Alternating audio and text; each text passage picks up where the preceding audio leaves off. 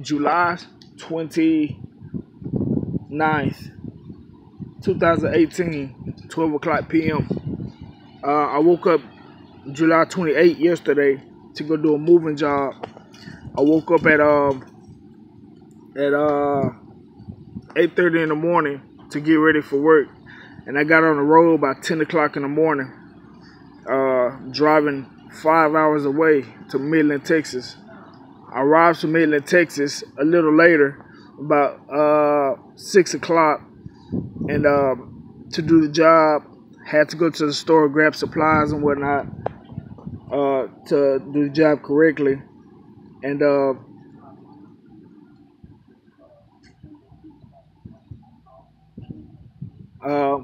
it took me 4 hours to pack the house into boxes and shrink wrap and bubble wrap and etc. And then 2 hours to load the truck. So it took about 4 hours to do the whole job. And so I left the customer's house around 11:30, 12 o'clock p.m. a.m. To head back to Louisville from Midland. I took no stops besides refueling the truck. So I drove straight there. By this time, I have been up for more than 12 hours working, probably around 13, 14 hours. I've been up, driving, working, a whole combination in the middle of the night. I don't like to drive at night because it's dangerous.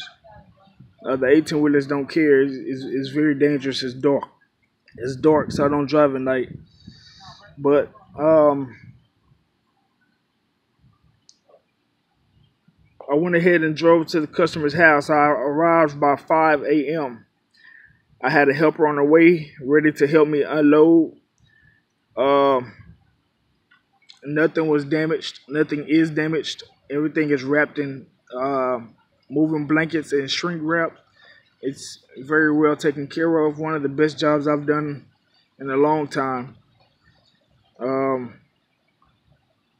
Once I arrived to the customer's house, I made a few phone calls, text messages, rang the doorbell a few times, and finally TJ, the son, came to the door, kind of angry.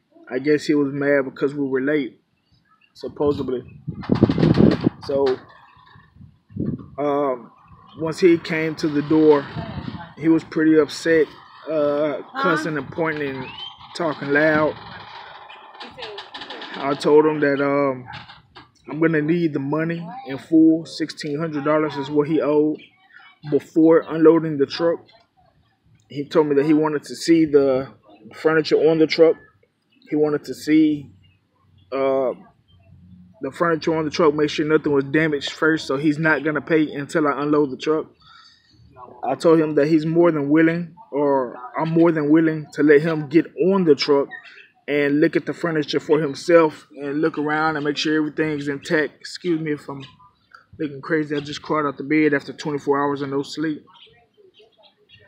I just got 4 hours of sleep, but I told him he could jump on the truck and look at the furniture and make sure everything is intact before unloading it. And he walked back into the house. Now, let me remind you, this is 5 o'clock in the morning. It is dark. I'm at the customer's neighborhood, at the customer's door by myself. He was very angry, and he's a tall man, a big man, a big angry man. So when he went back into his house and closed the door, I left because I didn't know if he was going to bring back a weapon or what was the next step. He didn't tell me he was going to get money. He didn't tell me anything. He just turned around and left.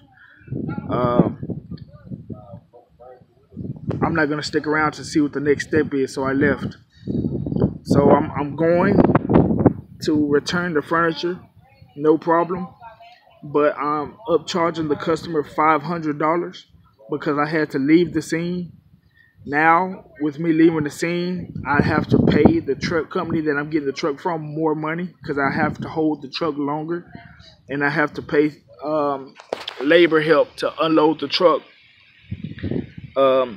every 24-hour period is gonna be $300.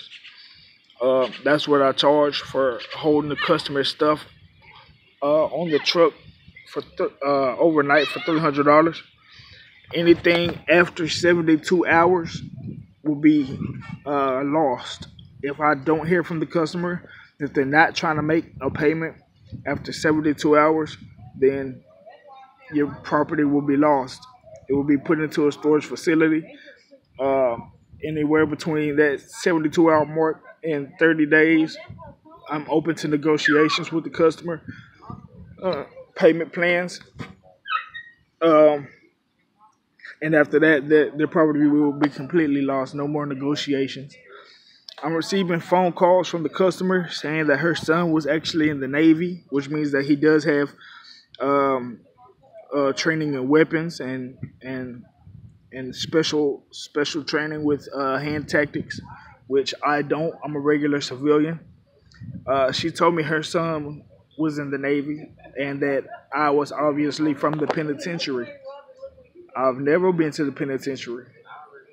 I kind of feel like that was a racist remark. I didn't reply to it. I just simply asked the lady, is she going to pay her bill? Yes or no? And she told me she's going to call the cops and she's going to call the news station to let them know what's going on. And she's going to take my company from me. Now, all of this can be avoided if she pays her bill. I tried calling Austin. It's 12 o'clock right now. He didn't answer the phone. I don't know why. But we're going to see what the next step is. She says she's calling the police to get a report. She's reporting her property stolen. That's where we are right now. So she owed the whole job was $1,900. She paid $300 deposit.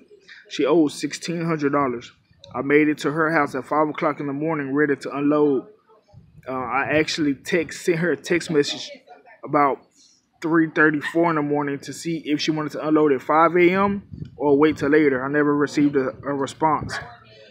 And once I did get a contact with TJ at the door, he told me he wouldn't pay.